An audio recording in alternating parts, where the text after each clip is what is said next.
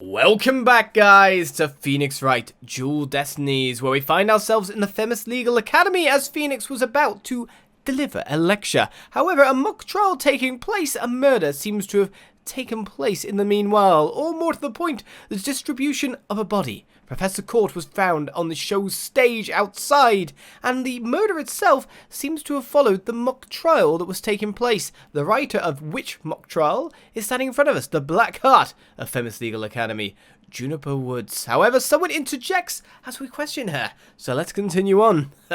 You think that's all she's capable of? You've got another thing coming. I would like to know why she's called the Black Heart. Huh? Who said that?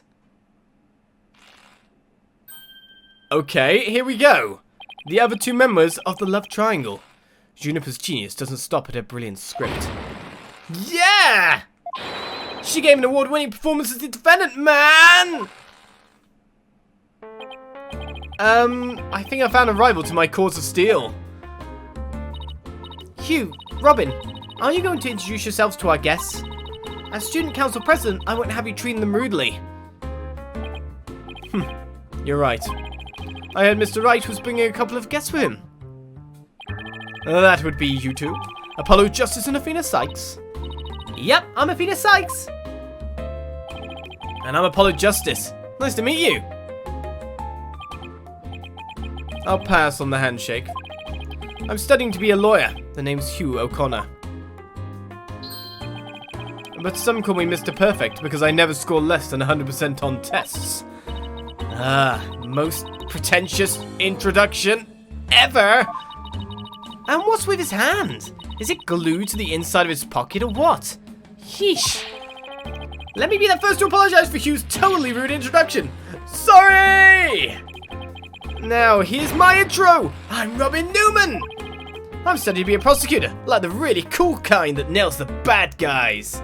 Have you got, like, springs, training springs on your arms? Are you constantly trying to muscle up? No! Where's the sincerity? So he makes pottery too? And what's that brace-like contraption for? Junie sure has made some unusual friends. These two were the lawyer and the prosecutor in today's mock trial. And even though I wrote the script, I also played the part of the defendant. Alright, the final act in Torrid Love Triangle centered on campus she-devil Juniper Woods. Level-headed lawyer course genius and hot-blooded prosecutor course student will go head-to-head in a mock trial battle for the she-devil's black heart. Wait, these two are the guys who supposedly have a thing for Junie? Juniper, come on, your role's way beyond just that. That's right! The mock trial's just the start! She's also in the school festival's main event! Live on stage, Juniper Woods! And the crowd goes bananas! Woo! What the hell are these? I'm supposed to sing at the school festival. All of the other girls were too embarrassed to try out, so... My Junie's singing on stage in front of people? Wow, she really has changed. I guess we talk more about your performance then, considering the other two have left or in the background. I was responsible for making everyone's stage costumes. Make glow from inside. And this is what I'll be wearing. Constellations glow through fabric. Throughout, brooch, loose, embellished with frills. Looks very familiar. Instantly twig with brooch, mind you. It's amazing, Junie, but then again, you always were good at that kind of thing. These constellations in particular are really something. Oh, thank you. One of my favourite things to do is look up at the stars in the middle of the forest. So you're a fan of the night sky then? Oh, Apollo, didn't know you were such a romantic. It's not like that. I have this friend. He and I go way back. He got me really interested in space. Wait, you had friends when you were young? Colour me surprised. I love how, like, the dynamics change now. Apollo's the old man. As student council president, I cannot allow such mean-spirited teasing to continue. I think she's angry. So we got ourselves the stage costume. I can't remember the name now. But, very, what is it? Lamiere? I thought Apollo would make a comment, basically seeing that, but still. The costumes were no problem, but as for singing, I'm not sure I... No, you could do it! That's right, and anyone who says otherwise will have to answer to me. It's like a chivalrous love triangle. A damsel in distress and two knights in shining armour. Maybe that Feminist Herald article wasn't too far from the truth. That's the sound of the springs creaking, is it? Speaking of the latest news, I wonder how the mock trial turned out. Right, so who won? So, how did the mock trial end? We were just about to reach a verdict when the police arrived. Now we'll never know how it would have turned out. I guess that's what happens when there's a real murder during a fake murder trial. He ended right before the verdict? Talk about bad timing. I was this close, man! I bet I would have won! But I bet the defense wasn't doing too badly either, right? We'll settle this some other time, and I assure you, I will win when that time comes.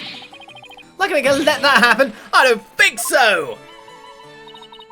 I hope they don't end up hurting each other. Oh, don't worry. The three of us have been good friends since we enrolled here.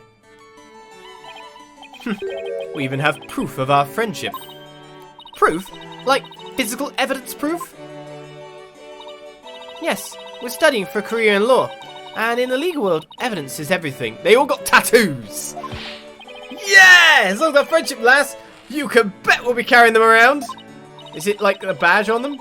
The famous legal academy ingenuity at work. So what exactly is this proof of friendship anyway? Yeah, where is it? Well, it's a secret. And if I show you, it would be bad luck. Wait, it's not really a tattoo, is it? Oh, okay. I knew it. There's definitely some discord in Junie's voice. Our friendship is sacred and inviolable. It's not something to be put cheaply on display. Proof? We don't need no stinking proof. Us three are friends forever! I can hear discord in their voices too. They don't like each other. That's basically what we're being told right now. What the hell? But they're talking about their friendship. What's going on here? Something wrong, Athena? No, it's nothing. Oh, alright then. Hey, isn't that... Everyone stay right where you are. Don't move a muscle, it's gotta be. Haha. Detective Fulbright? Is something wrong? Why, if it is my little lawyer friends! Sorry, but the small talk will have to wait. Juniper Woods, you're under arrest for the murder of Constance Cord. Wouldn't have expected that. I'm... what? Wait a second, what's going on here? Why are you arresting Junie? Please, Detective Fulbright, we're involved in this case too. Aha! So you're the lawyers the dispatch said were first on the scene! I can't tell you everything, but I will say this. There are two major reasons for her arrest. Number one! The suspect led somebody to where the body was. I didn't! And number two! The crime scene is exactly how the suspect portrayed it in her script. But you can't arrest her on just those grounds. True, but there's more. However, Prosecutor Blackquill specifically told me to say no more than that. So Blackwill's the prosecuting attorney on this one too? Detective Fulbright. Oh no, it's not you. Detective Fulbright, we found this in the suspect's pocket. Why, there's blood on this. That's evidence we made for the mock trial.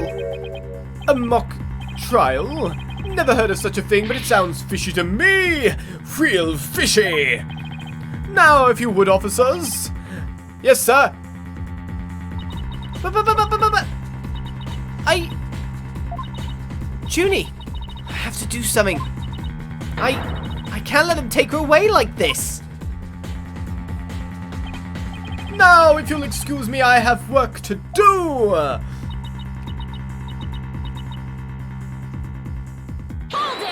there! Hold it! I refuse to believe that she's the killer! Junie! I've decided. I'm going to defend you. I'll fight with everything I've got.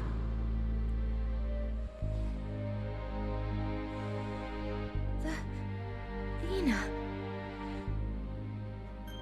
Junie, it's good to hear you say that name again.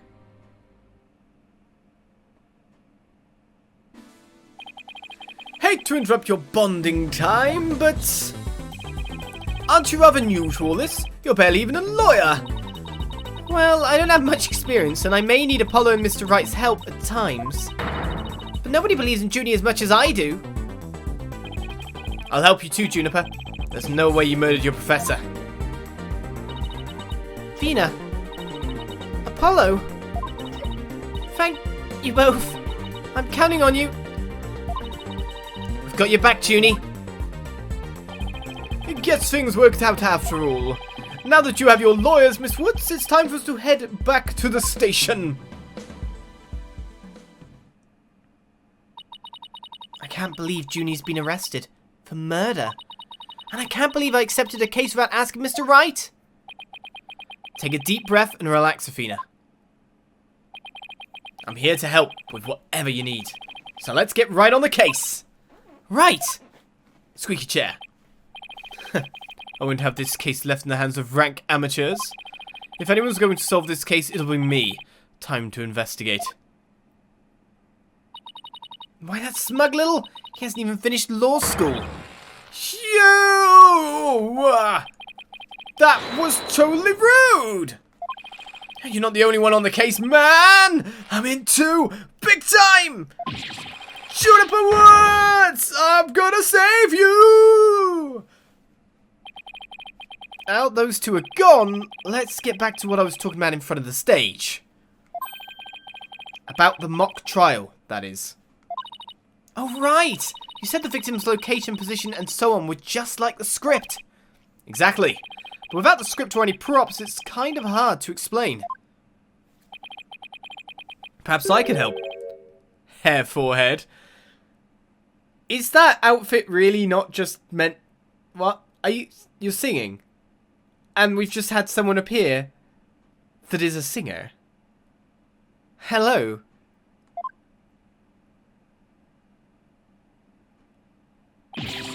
Prosecutor Gavin! What are you doing here? Oh yeah, come on! You two seem to know each other? Is someone going to introduce me? Why, I do believe we have a fresh face here. Greetings, Fraulein. I'm Klavier Gavin. Some know me as a prosecutor, but I'm most famous for my former rock band. We were quite popular, you know, but regrettably the band went kaput. Of course it would. Perhaps you've heard of us? The Gaviners? I was the lead vocalist. Never heard of your band. Then again, I was out of the country till only recently. But, can I get your autograph? You just met him like 3 seconds ago and you want his autograph? You two should be like friends like Phoenix and Miles are friends, you know? Come on! Forgive me, Fraulein, but I've retired from the music biz. But I'd be happy to offer my autograph as rockstar prosecutor Klavier Gavin. Okay, that one then! She's a lively one, eh, hair forehead? Didn't know she was your type. She's the newest member of Wright Anything Agency, that's all. Nice to meet you. I'm Athena Cykes. Pleasure to meet you too, Athena Cykes. Now the intros are out of the way, I'm sure you have some questions for me, yeah? Fair forward? Klavier! Excellent! Right! Now we're into prosecutor territory. We know it. Great people.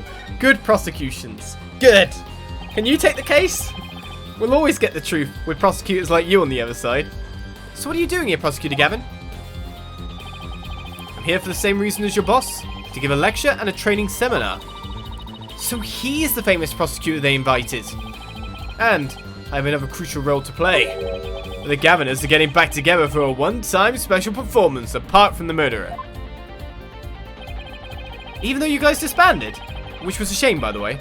Really? Yeah, I know how much you adored our music, Herr Forehead. Anyway, I studied abroad in Germany to get my badge early, but I did graduate from here. Wait, so that performance Junie mentioned? I see you've already heard about that. One student representative was selected to sing with us on stage. Are you really doing that song? And the stage was supposed to look like this tomorrow. Oh wow, really? 2 big banners and a pair of wicked statues. This is just an illustration, but it's not half bad. So, one statue was Klavier and the other statue was Phoenix, right? Wicked statues? Wait, are these supposed to be you and Mr. Wright? Bingo, Fraulein. And they were so big and magnificent too. What a terrible waste. It is! But the worst part of this whole thing is... my long-awaited reunion with my mentor never came to pass. Wait, don't tell me your mentor was... Of course, she was the one who taught me how to think about the law. That's cool. Okay, links are in. And you're not... your myth face looks properly miffed. So Constant Court was your professor here at the academy? She may have taught the judge course, but she had a huge impact on me. She was fond of saying the end is only justified through proper means.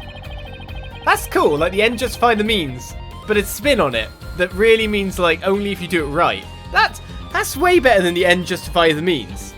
That's actually really cool. I like that phrase. That's really good. She wouldn't tolerate dishonesty and always revered what was right beyond all else. I can feel Prosecutor Gavin's sadness. Oh no, I think I'm gonna cry. Athena, are you tearing up? No, I can't blame you. Prosecutor Gavin knows a lot of who he is to Prof Court. Exactly. So as you can see, we are both joined in purpose, so to speak. Yeah? Now, let's rock this place hard! Huh? I don't follow. Let's rock what? Forget already, Herr Forehead. I said I'd help you explain the mock trial. We're gonna reprise it right here in the lecture hall. It might help us catch a killer. Keep clicking away, Klavier. I would too. You're so cool. Definitely in 3D. What's with the hair, though? Your hair spike. Hair Spike. That could be his name. Right, so we've headed to the Legal Academy. Well, we're actually still here, right? We haven't moved anywhere.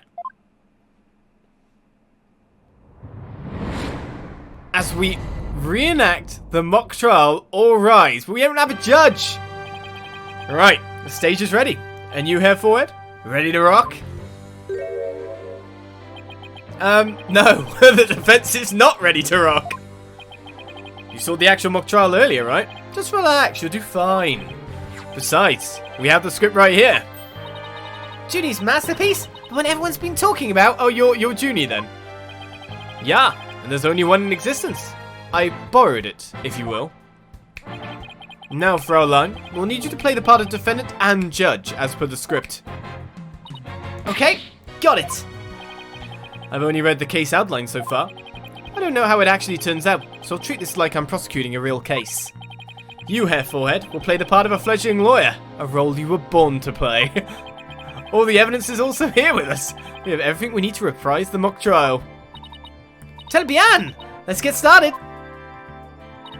Defendant/judge Athena Cykes is psyched and ready to rock. Court is now in session for our reenactment of the mock trial. Or what I'd like to call the mock trial. Yeah, a double mockery perhaps, but a trial is still a trial. Achtung baby! It's no holds barred. Let's rock. Can't we take it easy today? Ha! It may just be a mock of a mock, but there's only one way to compete. You play to win.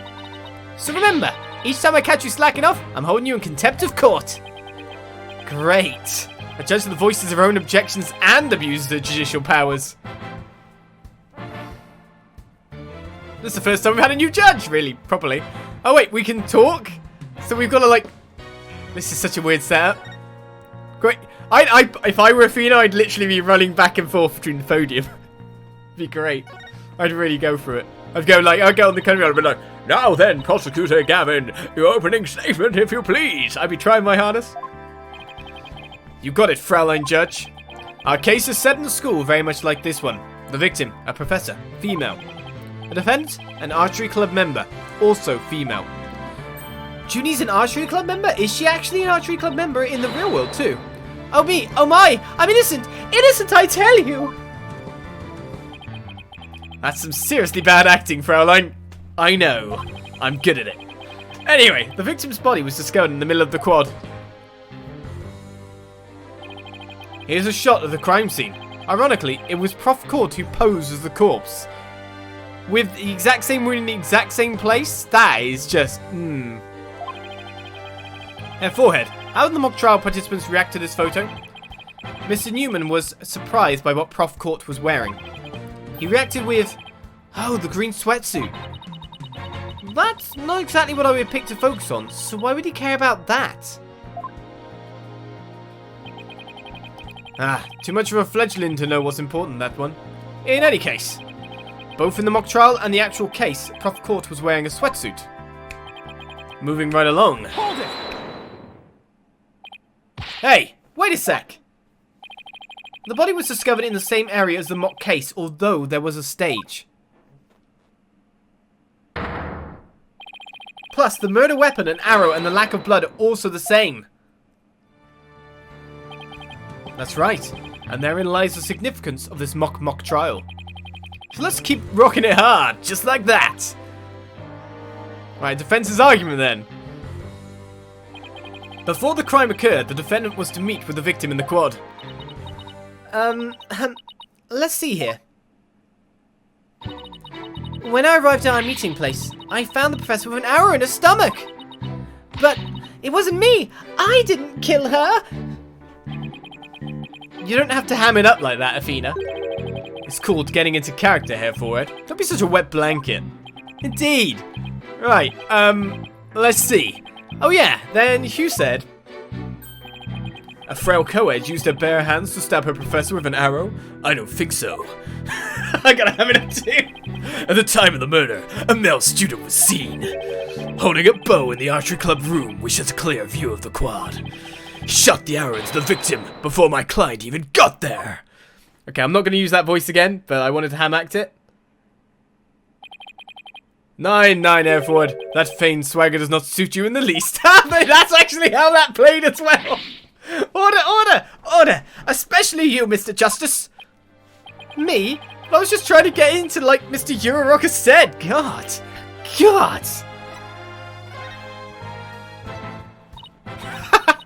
So the victim was shot from the archery club room before the meeting even took place. Hence, the defendant could not be the killer. That seems to be the defense's assertion. Prosecutor Gavin, do you have any objections? The autopsy report notes that the edges of the victim's wounds were unusually ragged. Could such physical trauma possibly result from an arrow shot from a bow? 9. I believe the victim was impaled with the arrow by hand. Post-mortem. In short, the real murder weapon was not the arrow at all. When Robin was prosecutor, he had a tough time determining the real murder weapon. Well, he's just a student, a warm-up act, while I'm the real deal, the headliner, so to speak. The true murder weapon was most likely the awl that was left in the art room. An awl? What's that? An awl, you say? What might that be? It's a kind of tool used for poking holes in paper, wood, and other materials. It's kind of like an ice pick. I have a photo here if you're interested. Gross! It's all bloody up to the handle. Please tell me it's just paint. Most likely, Fraulein. Pretty realistic, yeah? Let's pretend it's real blood for now. The defendant's prints were lifted from the murder weapon. Furthermore, traces of the victim's blood were discovered in the art room. That's where I believe the murder actually took place. So, the question now is, how did the body get from the art room to the stage? How the body was moved, indeed. The murder took place in the 3rd floor art room, but the body was found in the quad. It must have been quite a chore moving the body all that way. Not at all. There's a maintenance area and storehouse right outside the art room. And a cart used to carry balls around was found there. Oh, I think I've seen one of those before. But that's a pretty big one. A jumbo, yeah? Big enough to fit a person. Or a body in it. The defendant dropped the body from the art room window, then moved it with a cart. And that is how a high school girl could easily move a body all by herself. You don't say! Objection! a body dropped from 3 stories up would show signs of massive blunt force trauma. Objection! That may be true, but you failed to account for the large high jump mat in the storehouse.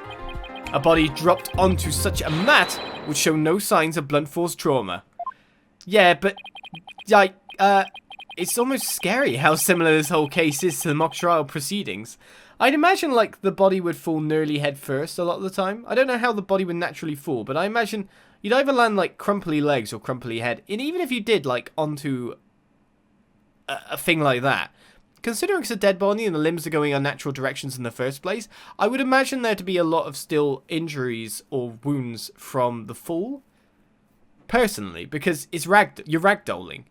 So I'd expect there to be, like, neck trauma or leg trauma or something, you know, to denote that, no matter what.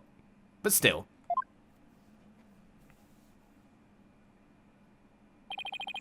Quite the crafty killer, in an attempt to cast suspicion on the archery club. They moved the body to the quad, where it would be an easy shot from the clubroom. Then the killer faked the murder weapon by inserting an arrow into the All's stab wound. Sounds like his only high praise for Junie's script. Were there any further arguments from the defense?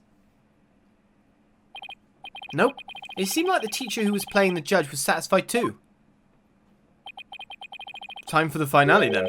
Your verdict, if you please, Fraulein Judge. Huh? Oh, wait, that's me! Very well. This court finds the defendant, Juniper Woods... Wait a second. Even if this is just a mock trial of a mock trial, I don't want to declare Junie guilty. Yeah, perhaps that's not such a good idea. Let's end our mock trial here. Besides, it's about time I get back to my investigation. Thanks, you two. That little run-through of the mock trial cleared up quite a few things. So the mock trial script is now ours to look at whenever we want to. Are you sure, by the way, Klavier, you don't want to actually come with us to investigate? Because I'm just going to point out, you have links with the police anyway, you could really help. Achtung, baby! The prosecution's already got a witness sized up too. And the other thing I'd like to point out before we continue on is the fact that he wants to find the actual killer, right? Which doesn't necessarily mean working with the prosecution. When he knows how Phoenix Wright and Apollo Justice operate, they'll find the killer. They will find it. So work with us, come on. That was quick. Prosecutor Blackwell's almost too good. You're sure in a helpful mood today, Prosecutor Gavin. Well, like I said, I just want to catch whoever killed Prof. Course. And there's no reason for me to start butting heads with you two. Anyway, I want to say goodbye, as I'm sure I'll be seeing you later.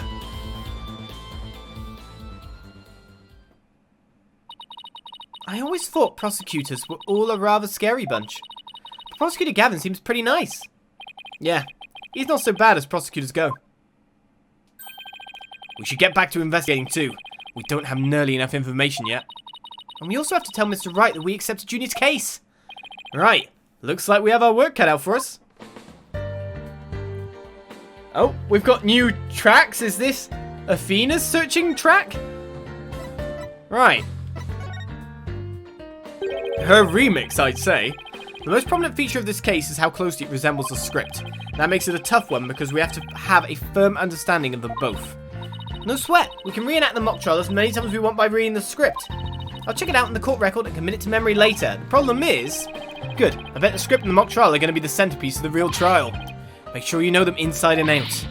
Yes, sir, Mr. Justice, sir! Mr. Justice? Careful, I could get used to that. The problem is you don't want the script to lead the actual investigation. You could really get stuck down that path and then, like, get trapped in your own box where you should be turning it around and thinking outside the box. Apollo, any advice now to investigate this case? Oh, start by interviewing people about the basic facts. Interview people, got it! Hey, you there! What can you tell me about the... Whoa, hold on, Athena! The trial's tomorrow, so try to limit it to people with some relation to the case. Okay, got it. Limit the interview pool. Right. You might also want to take it down a notch, otherwise you'll be dead by tomorrow. He wants me to calm down? At a time like this? Junie's fate rests in my hands. I just have to win this one. Alright, well, the investigation begins. We had a mock trial. We have ourselves a fair bit of stuff. Where are we going to be moving to next? The outdoor stage and the hallway are open. The Wright Anything Agency is open, but Phoenix did not appear in all that time. What does it say about the actual facts about the case? A body with a protruding arrow was found in the quad, but the murder weapon wasn't all. The arrow was inserted as a ruse. The actual murder scene was the art room where traces of blood were found on the floor, so it'd be nice to investigate the actual art room of the school. The body was dropped from the third floor art room to the maintenance area below. A mat was laid out to cushion the fall. A bull cart from the storehouse was then used to move the body to the stage. Again, we want to check the bull cart. We want to forensicing it, because blood would be dripping, possibly, maybe. You don't know. Necessarily it might be stored there, and that's why it was left for a long period of time, because the rigor mortis has set out. That's probably going to be an important point too. The body being dropped... the archery club's room was a good view of the quad. The body was moved to the quad to make it look like an archery club member had shot the victim with an arrow. And not to say you couldn't actually shoot a person with an arrow up there, because it looks like the person was suspended, I'd have to say, in this. Right, things to prepare. All buy with school festival funds get from a hardware store. Arrow, if I borrow one from the archery club, it could give away part of the script's plot, to be determined. Interesting. Sweatsuit, victim's outfit will be a red one from the prosecutor course. That's why they said something about a green.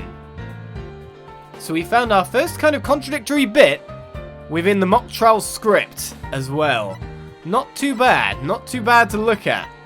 And we've got to figure out the stage costume and more will really fit in. But for now, we bid you farewell. For Phoenix Wright, one case, one trial already done, in a sense. Now, the real thing, not the mock. I'll see you next time as we investigate. Bye-bye.